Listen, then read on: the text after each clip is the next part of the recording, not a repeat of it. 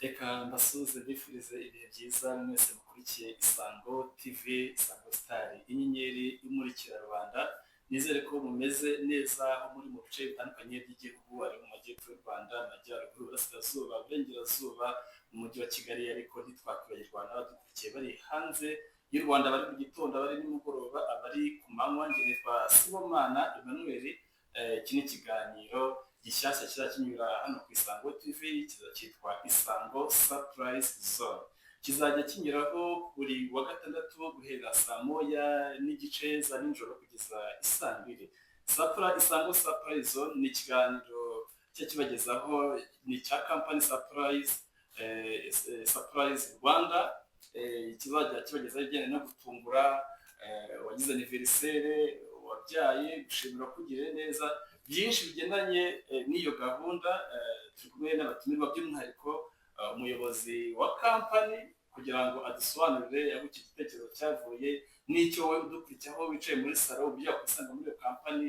Hano hanze hari abantu baguze, abantu babereka urukundo, rero niho iyi kampani izira. Rero reka duhe ikaze Mr. Amos Byamukama kugira ngo yigaragarize ku Isango TV. Murakoze. Uko wabivuze, nitwa Amos Byamukama. Yego. Nkaba ari umuyobozi mukuru wa Surprise Rwanda. Yego. Akaba ari kampani ifasha abantu ikabatumikira. Yego. Bakaba bageza ubutumwa ku muntu wabyaye mu buryo bwo kumuhemba bwumvikana, umuntu wagize isabukuru y'amavuko. Yego. Umuntu wujuje imyaka runaka muri mariage. Yego. Umuntu wazamuwe mu ntera. Umuntu ikaba yasanganira umuntu uvuye hanze, yabonye rwose wenda arangije kwiga. Yego. Uvuye mu rugendo rutagatifu Maka cyangwa se Israel cyangwa se muri Misiri. Ku minsi nka Mother's Day, ukaba wadutuma uti mugere ku mubyeyi wanjye umushimire. Birumvikana turaza kubigarukaho. Twakire na Olivier Kanyabugambe, abenshi mu muzi nka Nyagiso, ngira ngo ni brand ambassador wa Surprise Rwanda banibeshye. Tuguhaye ikaze Nyagiso. Umeze neza? Meze neza. Hanyuma akabazo k'amatsiko, ucyumva ko mu Rwanda haje kampani twa Surprise Rwanda izajya itungura abantu nkayo nk'umunyarwenya, noneho ukagirwa n'amahirwe yo kuba brand ambassador. Uretse ko hano muri kino gihugu hari abanyarwenya benshi, wabyakiriye gute kuba hari kampani yaje mu Rwanda? Mbere na mbere ni ibintu byiza bitari bisanzwe bihari. Byose ibintu bitari bisanzwe bihari, hari challenges ziba bije gukuraho, kandi iyo utangiye igitekerezo ukoze ibisanzwe bihari ntacyo waba uhinduye, ariko iyo ukoze ibintu bishyashya hari bamwe baba barabuze aho babariza ibintu none babahabonye. Nabyakiriye neza, numva ko n'indi ntambwe yo kugira nk'uko tuba turi intumwa za rubanda, benshi baba batureberera, n'indi ntambwe yo kugira ngo tugire ibindi bibazo bikemuka byari barabuze uko bikemura. Urakoze cyane. Wowe rero ukurikiye Isango TV muri kino kiganiro Isango Surprise Zone, ntabwo turi bwiharire ijambo, namwe muraza kuza kuduhamagara, tuza gusaba ku buhanga bw'ibyuma baze kubaha nimero, nituza turi ku musozo muraza kuduhamagara twumve ibitekerezo byanyu mushaka ko mwageza ku muyobozi wa kampani. Hanyuma turutse muri studio, ndagira ngo mutubwire ubundi byaturutse kuki, igitekerezo cyaturutse kuki kugira ngo haze kampani twa Surprise Rwanda, byaje gute? Ni gute twisanzana ku mugani wa mwanafunzi? Aho byaturutse, mbere na mbere abantu baba bakeneye abantu kubagaragariza ko babakunda, kubagaragariza ko babafata mu mugongo, kubagaragariza ko bifatanya nabo mu guserebura ikintu runaka umuntu yagezeho. Ikindi cya kabiri ni mu rwego rwo gukora intervention cyangwa se ikibazo kijyanye na depression.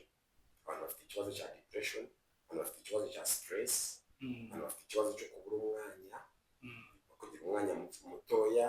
Ikindi cya kabiri ni ingaruka zavuye muri coronavirus, kuko habayeho ibintu bya lockdown, abantu babafungira mu mazu cyangwa se nta gusohoka, nta kugira gute. Ugasanga rero umuntu yagize ikibazo cy'uko yabuze opportunity yo kwegera abantu yarasanzwe aziranye nabo mu rugero. Noneho ibyo byose tutaruma bikazana ikibazo cya mental health cyangwa se cy'ubuzima bwo mu mutwe. Noneho bigasaba yuko hagira umuntu uziba icyo cyuho gihari kugira ngo joy, happiness and love arizo slogan zacu bibe byagera kuri uwo muntu wagize icyo kibazo cya depression, wagize icyo kibazo cya mental health, wagize icyo kibazo cyo kugira ama stress cyangwa se kubona nta n'umwanya uhagije afite. Noneho turavuga tuti rero abantu baba bakeneye serivisi ariko baba bahuze, bakeneye kuvurwa mu mutwe mu buryo bwo kwishima. So iyo umuntu rero umwohereje uti genda ungerere kuri runaka, gezayo iyi message, ibyo byose mbere ko turaba kuri Nyagisowe ntaza kukibagirwa. Urumva umuntu ukurikiye televiziyo batifasha guhita yibaza iki kibazo mu bijyanye n'ubuzima bwo mu mutwe, mental health. Ese ushobora guhita yibaza se iyi kampani yaba ifite ubumenyi buri ku kigero kingana n'ikibijyanye n'ubuzima bwo mu mutwe? Ese mukora n'ibigo bya leta cyangwa se minisiteri y'ubuzima? Murateganya gukorana nayo amahugurwa ku bakozi kugira ngo muhura n'umuntu ufite iki kibazo muzamenye uko mubyitwaramo? Urakoze cyane. Ni ukuvuga ngo nk'uko twavuze, iyi ni kampani ije kuba yakora intervention muri izo domaine zose, kandi abafatanyabikorwa bakora muri izo ari ONG, ari ibigo bya leta nka Minisante, by'umwihariko RBC ariyo ikora kuri iyo specific area, tuzabegera n'abandi bafatanyabikorwa kugira ngo tubashe kugeza iyi serivisi ku banyarwanda n'abaturarwanda. Hanyuma Mr. Kanyabugande Olivier, nagiye mbona ku mbuga nkoranyambaga zawe upostingaho, ngira ngo ufite audience ikomeye cyane, feedback abantu bagiye bakubwira kuri Surprise Empire Rwanda zaba ari izihe? Ese ubona iki ari cyo gihe cyo kugira ngo mu Rwanda haze no kampani cyangwa yaratinze? Mbere na mbere iyo akibona nyine aba surprised kumva hari abantu ushobora gufasha muri ibi, burya ntabikinaga nkabura aho mbariza. Nk'uko twitwa surprise, umuntu aba surprise n'ubundi akavuga ati burya hari igihe hari ibintu bijya bibaho sinjye nyine n'abandi bibabaho, ukaba ufite event zihuriranye ukibaza ngo zose noneho buriya zihuriranye wenda muri ahantu hamwe bishobora korohera mu gakombe, ariko ugasanga umwe ari mu ntara, undi ari hano, undi ari hano, no mu mahanga, ukibaza ngo ndi bubihuze gute? Ubwo rero iki nicyo twaje gukemura. Iyo bipostinze nka gutyo, abantu babona nka solution ku kibazo cyari gihari ariko babuze aho babariza. Noneho bagahita bavuga bati hano kabisa hari ibyo bije gukemura, cyane ko bamwe na bamwe abanyarwanda bamaze kujishuka.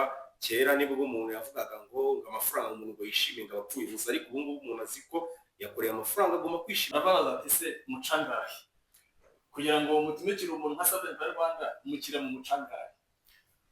Ubundi icyo kibazo ni ikibazo cyiza, kandi nanjye ubwanjye ari abanyandikira, ari abantelefona, ari abo duhurira mu nzira cyangwa baza kuri ofisi, baratubaza ati se ntabwo muhenze burya? Si ibintu by'abakire ibyo bintu hari uwabyigondera. Ni ukuvuga ngo ubundi kumenya amafaranga ducya biterwa n'inama dukorana n'umuntu wifuje yuko tumukorera surprise cyangwa se kudutuma kugira ngo tumutumikire.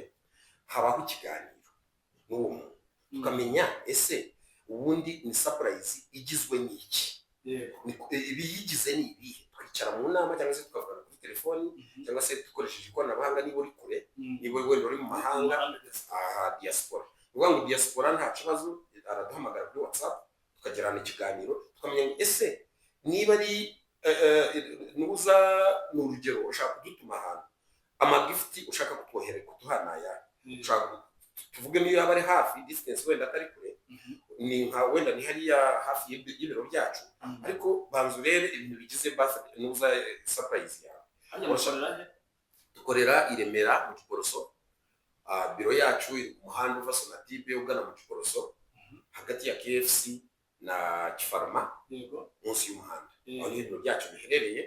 Umuntu uri muri Kigali ushaka kuza kutugana kumenya amakuru, ariko noneho niyo taje i Remera ku biro byacu, watubariza no kuri telefone.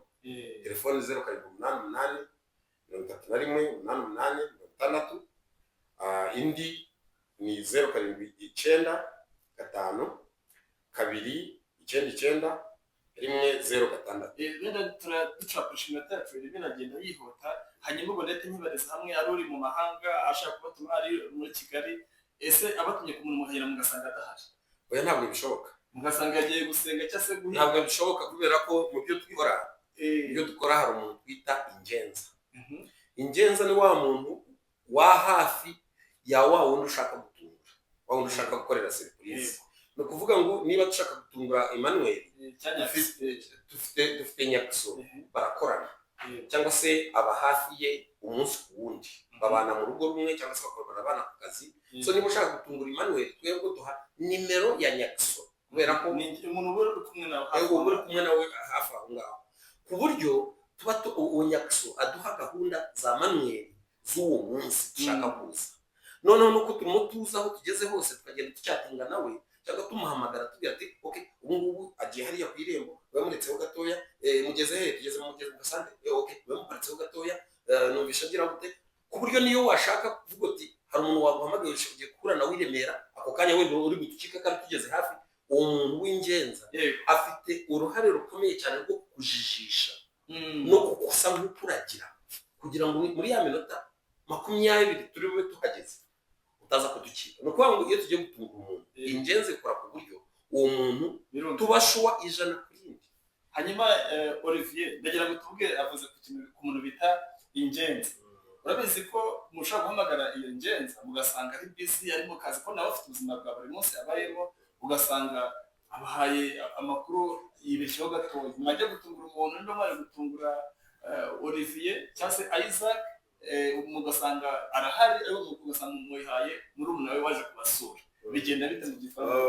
Surprise in Rwanda niyo mpamvu duhari, dutandukanye nuko ushobora kubwira mushiki wawe kugira ngo urimo, dutandukanye nuko ni akazi dukora bihoraho, turi professional muri byo, twarabihuguriwe, dufite ubushobozi bwo gukora ibyo bintu biri professional. So ntabwo byaba uwo muntu w'ingenzi aba yemeye gukora natwe 24 nabivuga gutyo mpaka tugeze ku cyo twifuza, kubera ko tutakigezeho nanone uruva twataye umwanya. niyo mpamvu ya nama yakubwiye ibaho wa muntu tukamenya, tukabona niba ari umuntu uri serious, tukamubwira ibyo tumwifuza ko agomba kubikora 100%, ko nagira icyo yangiza azangiza deho. birumvikana gatoya, uvuga ngo ingenza kugira ngo iyi surprise icemo neza, itaza kugira amakemwa here and there, ingenza niyo ikora ku kazi. kandi ingenza ni umuntu twahawe n'umukiriya wacu watuganye, agomba guhitamo rero umuntu utari kujijinga. niba surprise ari ya Manuel, noneho tukabikarangira gift zigiye kuri Nyakiso, so urumva iyo ngenza urayitunabiza rimwe ku kintu kinana n'uza na challenge akazi kose ni cyane gutangira, aho inzitizi n'imbogamizi. ntibona ko nka company mushaka kuzagwamo mu mutego w'umukiriya, mu gihe urugero ari umu ex abandi supplement ari bashaka kumuzanira umuntu, ashaka kubatuma ku muntu bigeze gukundana, ashaka ngo bahe impano ihenze ngo biyumve, mwagera mujya kumutunga musanga kuri umukunzi mushyashya, mugasanga babiye byishimo nk'uko intego ya company ari joy, happiness and love, mugasanga baye amahoro. bakoze cyane nkuko kirumvikana, ndibaza kirumvikana nkuko twavuze. uwo muntu uduha ku kazi turubanza gukorana nawe inama. iyo nama burya iyo bavuze ngo inama, twese turabizi meeting, hagomba kubamo kutubwiza ukuri kwa realite ihari. niba ari iturufu ushaka gukoresha kugira ngo twohereze icyo kintu gitume wiyunga n'umuntu wenda mwatandukanye nabi, ni ukuvuga ngo aho niho agomba kubera honete, akatubwiza ukuri, akavuga ati rero mu byo ikigamijwe ndagira ngo mumfashe ngamije kugira ngo ngere kuri iki n'iki. aho rero yaduhaye ayo makuru, akatubwiza ukuri, akatubera honete, naho tumugire inama. hagati n'abucumbije amasaha ku buhanga bw'ibyuma, amashusho niba yabagezeho ibikorwa bya Surprise kwa Rwanda bagiye basura abantu kuri tele, mwagenda muyanyuzamo tunagana makomeza. ni ukuvuga ngo iyo tubwije ukuri, akatubwira ati rero iturufu y'iyi surprise ni ukugira ngo wenda umukunzi wanjye cyangwa se brother wanjye cyangwa se mukuru wanjye cyangwa umuturanyi wanjye twagiranye iki kibazo, cyangwa hari situation imeze gutya na gutya, icyo gihe tuhita tubimenya, tukamenya no kutubyitwaramo. ni ukuvuga ngo muri iyo nama dukorana n'umuntu, ni naho dusanga iyo surprise dushobora kuyikora cyangwa se twasanga harimo ibintu biri gutume habaho wenda violence unexpected wenda tukageraho bakaba badukubita kubera ko uwo muntu wenda nk'ibyo wari uvuze uwo muntu wenda bari bafitanye ibibazo ni urugero ni ukuvuga ngo icyo gihe ni naho dukorera decision tukavuga tuti tukamugira inama ese wabikoze gutya na gutya bitandukanye no kuba watekereza cyangwa se iyi surprise twe kuyikorera twe kumusanga mu rugo ntaramari mwasuye twasuye uyu muntu twaba twamugira inama tukavuga reka uyu muntu twe kumusanga mu rugo kuko hariya mu rugo mu kiriya gipangu ukaduha situwasiyo yose mapu yose ikarita y'uko ibintu biteye byose tukavuga tuti risiki kumusanga muri kiriya gipangu aradukubitirayo iminota yagiye Nyagiso Olivier ndagira ngo tubwire hari ingeso nkunze kubona muri hano mu Rwanda cyangwa se ndavuga mu Rwanda ko ariko turi usanga umuntu ashinze business ahantu cyangwa se igikorwa runaka ugasanga abantu nka 40 bose bigana cya gikorwa hari nka brand ambassador ibyo bintu nubona hari abantu bashinze ibikorwa bimeze nka surprise ya Rwanda uzabyakira gute nka brand ambassador ibyo byose turi mu gihugu kandi kigendera ku mategeko niba bigize icyaha cyangwa ari aho batuvogereye kampani yacu iranditse kandi iremewe tuzitabaza amategeko ndavuga yakoze ibisa ntabwo yumva azashinga kampani ya surprise yayita wenda ibyo byose birataje yose ntabwo wayikumira kuko hari igengwa n'amategeko hari n'indi utafite ubushobozi bwo kuba bagiye kureka aho bizaba ngombwa ko tureka tuzamureka ariko n'ubundi ntabwo bazaba biganye nyine abakiriya bacu niga pajarism saka kuhanga bw'ibyuma ndaburaza umwunganire igitekerezo kuhanga bw'ibyuma umuntu ushaka kugira ikintu yabaza umuyobozi wa company mwaza kumuha ijambo kugira ngo atange igitekerezo cyo mungana tugana ku musozo namwunganira ni ukuvuga ngo kuba umuntu yatangiza ibikorwa bya surprise ntabwo ari icyaha ndavuga bimeze kimwe ari free kuba yabitangiza apfa kuba yakurikiza amategeko ntakore infringement kuri trademark umuntu ufite amafaranga ye yakunze ibikorwa bya surprise ya Rwanda ashaka kugura imikabane yakwaprocinga nta kibazo kuko nimero twayitanze twayitanze 0881 ibana kuri WhatsApp yatwaprocinga tukamenya twumva ibyo atubwira noneho finally tukakonsideringa kandi uko cyaba ari igitekerezo cyiza it's a good one kandi kabuze k'amasiko hari umukiri hano hanze ariko bamujyanye na siporo nigeze kumva abantu bashaka kugura ikipe ifite abafana benshi hano muri Nuza mu Rwanda sinibonye amazina abishaka barabizi ese nk'umuntu agize akunze ibikorwa bya surprise ya Rwanda kandi ni ikikundiro agwate muranca miliyari zingahe kugira ngo ngure na company byose yose muvemo abigura abaha amafaranga yibereye iwe muri salon mwatanze nimero kandi waze kubahamagara mwagisubiza muhe buryo icya mbere sinavuga ngo yego cyangwa oya ariko icyo yakora ibintu byose no kuganira kuko iyi si ni isi twese tugendera kuri interests cyangwa se tugendera ku nyungu turi mu isi y'ubucuruzi turi mu isi y'iki turi mu isi yo kureba aho ibigufitiye umumaro ibitagufitiye umumaro ukabireka ibyo byose ni discussion ni process ntabwo navuga ngo yego cyangwa oya byose ni process ni procedure n'abana engagement y'impande zombi so reka aho bw'ibyuma niba hari umuntu waba ushaka guhamagara kugira ngo murekore iyo telefone n'ubundi ntabwo ugeze tubwira kuri challenge ubu gugura nazo kuva na experience urebye kubera ko ari service nshyashya hari abantu nyine baba bumva icya mbere ibyo si ibintu by'abakene icya kabiri reka ntibihenze se ikindi cya kabiri ubuse bitandukaniye he wenda no kuba nabyikorera so ibyo byose ni ukuvuga ngo ni challenge za product cyangwa service nshyashya umuntu uwo ari we wese watangiza ikintu gishyashya yahura nazo ariko nanone ntabwo ari ingutu ku buryo tugenda tubasobanurira ibyo batubaza bati se ntabwo ari iby'abakire ntabwo ari kuko si ngombwa kuvuga ngo wigane nibuza surprise runaka yakoreye umuntu we kuvuga ngo ikigamijwe ni message ugiye gutanga bari bukugereze kuri uriya muntu wabatumyeho icya kabiri ubikoranye uwuhe mutima nicyo cy'ingenzi naho ubundi ntabwo ari copy paste hanyuma ngaruka kuri Olivier ubusanzwe nk'umukomedi mu bijyanye n'amafilime hari ikintu umuyobozi Mr. Mose Jamokama yavuze n'ubuzima bwo mu mutwe mental health ubona cyaba ari cyo gihe cyo kugira ngo abasitari bungutse mu isi y'abasitari n'ubwamamare muri rusange, ubona cyaba ari cyo gihe kugira ngo abasitari bagane Sapozi Empire Rwanda ku bijyanye n'ubuzima bwo mu mutwe? Ese ubona haba hari ibijyanye n'ibibazo byo mu mutwe mu basitari bo mu Rwanda? si no ku basitari en generale, ariko umwihariko w'abasitari ni uko bahura na byinshi, aho ushobora guhura nyine iyo wamenyekanye umuntu utakuza ariko ufite ubushobozi bitewe na support abo cyangwa n'ubundi buryo. Rero burahari, ni iki nicyo gihe cyo kuba wagana Sapozi Empire Rwanda bitewe n'ibyo wifuza, abo waba ufite ushaka gutungura ugakora ibirori, tukagufasha ko icya mbere ni ibyishimo kuri iyi si, utishimye n'akazi kagenda neza. Reka twakire telefone kubona rw'ibyuma mwayirekura tukumva igitekerezo yagiye. Wakomeza? Ubwo urumva rero ababishoboye ndetse n'ababishaka, imbuga nkoranyambaga zose za Sapozi Empire Rwanda, dufite na nimero twayitanze, watwandikira kabisa. Nagira ngo usabe iminota tugendanye. Alo, witwa nde, uherereye hehe?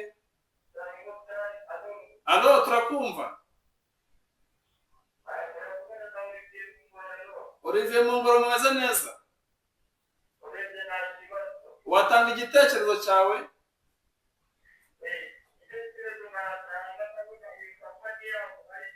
Yego.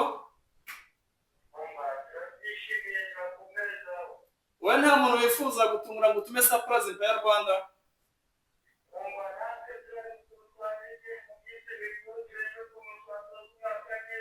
Noneho ikintu ngiye kugusaba, mu kanya umuyobozi yagiye kongera asubiremo nimero, ugura yandika, noneho umuntu uzumva akeneye serivisi muzayihamagaraho.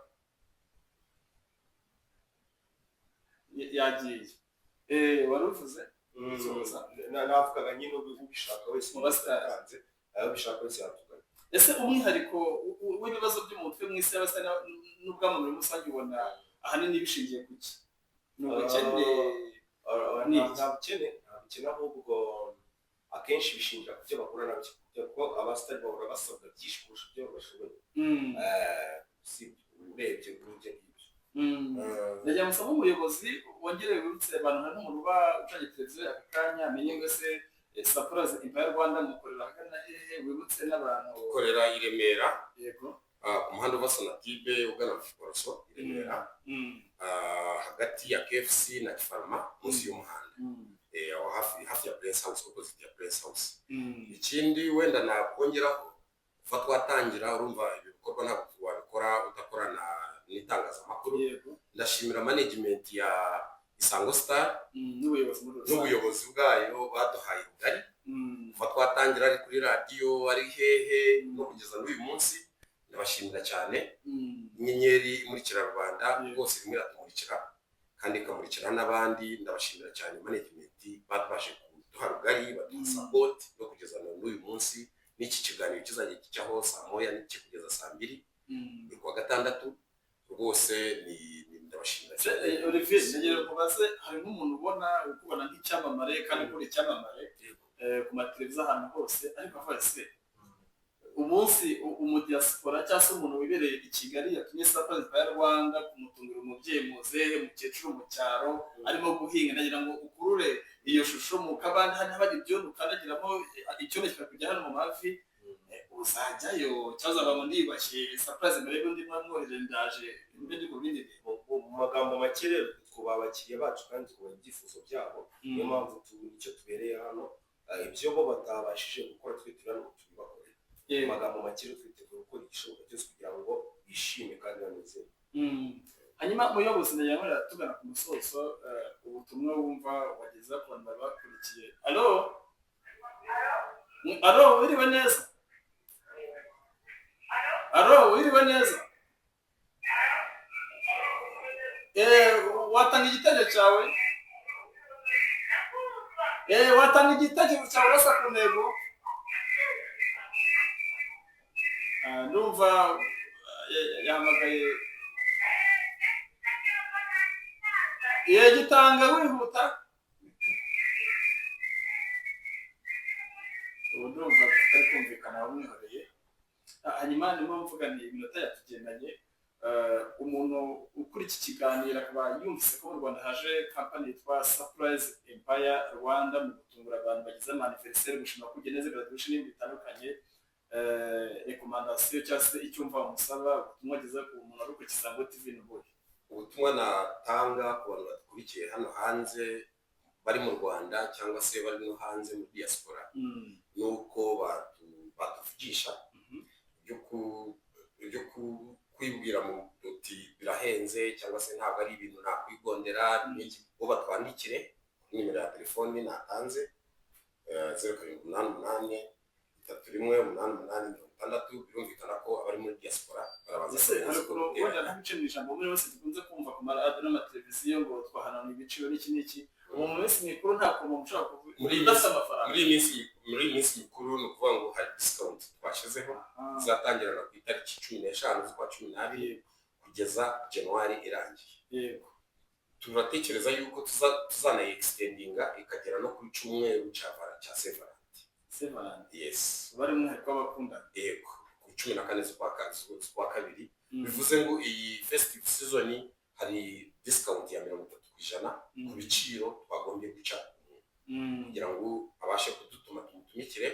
So ubutumwa rero nabaha n'ubwo batugane batwandikire dusoza n'uva ari gutuma ubutumwa nabagenera no gukomeza gushimira. Uvuze ko mukorera i Remera ku muhanda uva Sonatube ujya mu Giporoso, hagati ya Kifarma na KFC munsi y'umuhanda. Opposite, nimero ya telefoni 0788 31 88 iri wiri no kuri WhatsApp. Yego, nibutse ko abari hanze y'u Rwanda babanza kumenyetso yo guteranya 250. Yego, hanyuma Nyagisoje Olivier Kanyabugande,